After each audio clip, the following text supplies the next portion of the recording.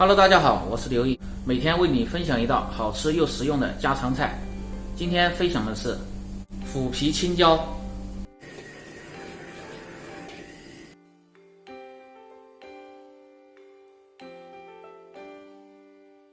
做腐皮青椒主要是选择这种薄皮儿的，选择薄皮儿的青椒，吃着味道更香一点，更容易入味儿。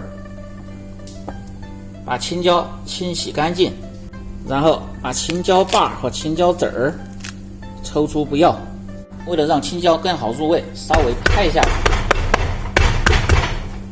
然后切成段儿，切好，先放入锅仔中，再来剁蒜泥，先拍破，稍微剁粗一点，把蒜子拍破再来剁。蒜香味更容易释放，这是一个小技巧。先兑个料汁儿，放入盐、白糖，白糖是盐的2倍，生抽，少许的鸡精、味精，放入适量的水，把汁儿先搅拌一下，搅拌均匀，放入少许的老抽上颜色。醋是必须要放入的，为什么没有放入呢？因为醋直接放入料汁当中，在炒的时候它不容易激发它的香味儿。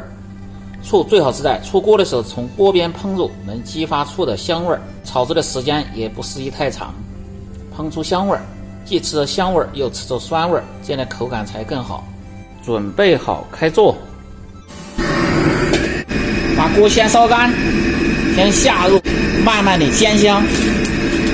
饭店的经常是用油炸的，为了省时间，没有这样煎至2面焦黄的，吃着香。把一面煎香，再来煎另一面。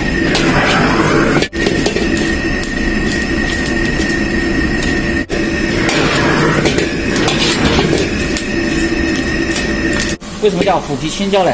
煎成这样，起腐皮纹就可以倒出，然后下入适量的葱油，油热下入蒜末，先炒香，开小火，慢慢的把蒜末炒出香味儿，一定要把蒜末炒至微黄，蒜香味儿才香。放入干豆豉，我今天没有，用老干妈代替，然后炒香，炒香后下入翻炒，把青椒炒香，然后下入兑好的料汁儿，翻炒，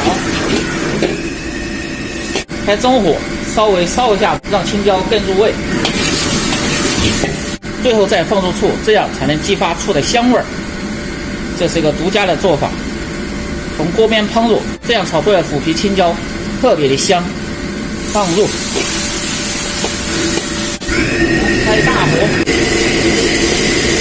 好，关火，放入盘中。腐皮青椒就做好了，非常费米饭的菜。